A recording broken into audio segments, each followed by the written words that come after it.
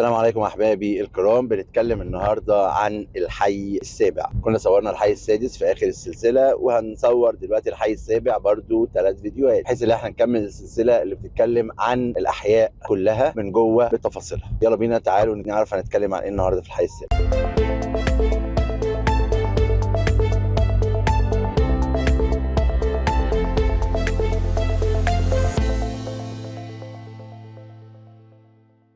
السلام عليكم ورحمة الله وبركاته أحبابي الكرام، معاكم محمد المهدي دائما وأبدا، يا رب تكونوا بخير. النهارده هنصور الفيديو الأولاني في منطقة الحي السابع بيت الوطن، وهناخد الجزء اللي هو خاص بالحد الشمالي، واحنا داخلين دلوقتي في الشارع اللي فاصل اللي هو بين الحي الرابع والحي السادس عشان نبدأ نصور لكم الحي السابع بكل تفاصيل. هناخد الحي السابع من جميع اتجاهاته ونحاول ندخل جوه ونشوف ماذا تم في الحي السابع حتى هذه المرحلة. يلا بينا تعالوا نعرف هنتكلم عن ايه النهارده في الحي السابع بيت الوطن. الحي السابع احنا دلوقتي في منطقه الفيزون بالفعل، دي المنطقه بتاعت الخدمات، وداخلين على الحي السابع. طبعا الحي السابع الشمال بتاعه الحي الخامس، وكنا صورنا فيديوهات عن الحي الخامس تقدروا ترجعوا وتشوفوها وتعرفوا تفاصيلها، وهتفيدكم جدا ماذا تم حتى هذه اللحظه في الحي الخامس. الحي السابع الحد الغربي بتاعها هو الفيزون، لو بصينا عليه هنلاقي الحد الغربي هو الفيزون، والحد الشمالي هو الخاص بالحي الخامس. طيب خلينا نشوف هندخل منين.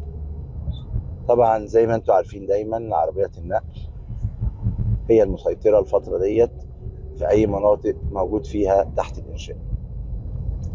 الجزء اللي انا واقف فيه دوت هو الحد الشمالي الغربي، الحد الشمالي الغربي.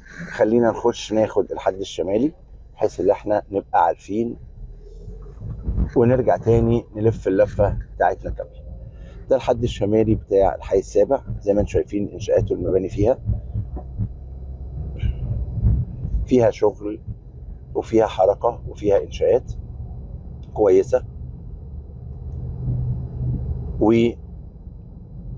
وموجوده على ارض الواقع. دايما بنبه يا جماعه، لو هنشتري حاجه ونتعامل في اي اراضي موجوده لازم نبقى عارفين احنا بنشتري ازاي وبنشتري من مين، خصوصا في الحاجات اللي هي تحت الانشاء.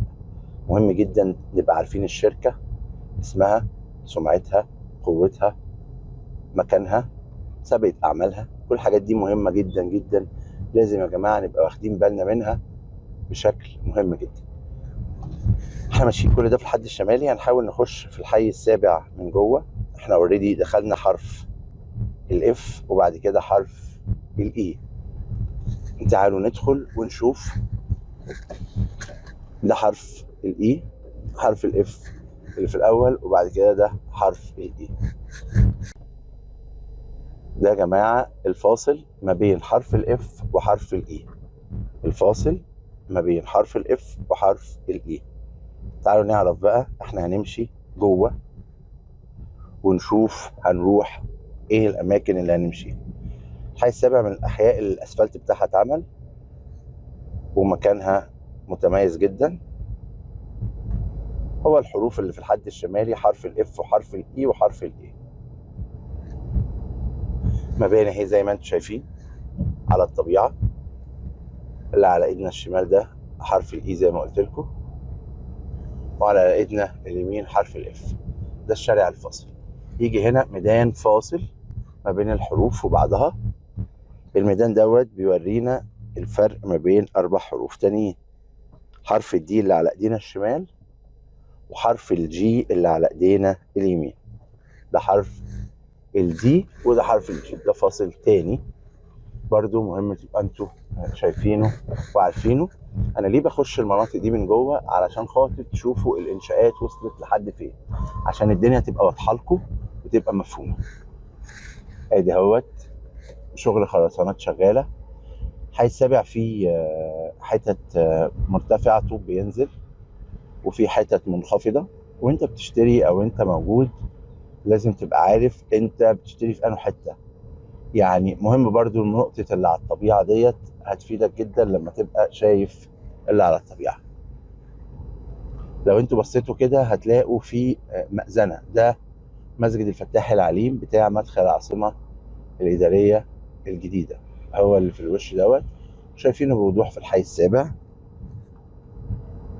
طبعا احنا ماشيين في الشارع دوت، واحنا ماشيين في اخره بعد حرف الدي هيقابلنا حرف السي وحرف الاي. حرف السي وحرف الاي، على ايدينا الشمال حرف السي وعلى ايدينا اليمين حرف الاي. معرفش الطريق هنا هيكمل ولا هيقف، ادينا ماشيين وهنشوف هيودينا لحد فين. بس احنا ماشيين نخش ونشوف الانشاءات والمباني علشان خاطر نعرف. اعتقد الطريق هنا واقف، هضطر الف، واضح ان هم هنا شايلين حفر ومقفلين الدنيا. هنلف وهنكمل وهنشوف بقية المناطق اللي موجودة في الحي السابع. لكن الحي السابع ترخيصه بدروم وأرضي وثلاث أدوار وغرف سطح، غالبيته العظمى شقتين في الدور، لأن هو معظم مساحاته 600 650 في الحدود ديت. وبالتالي احنا عارفين إن الثلاث شقق في الدور مش بتبقى موجودة إلا فوق 730 متر.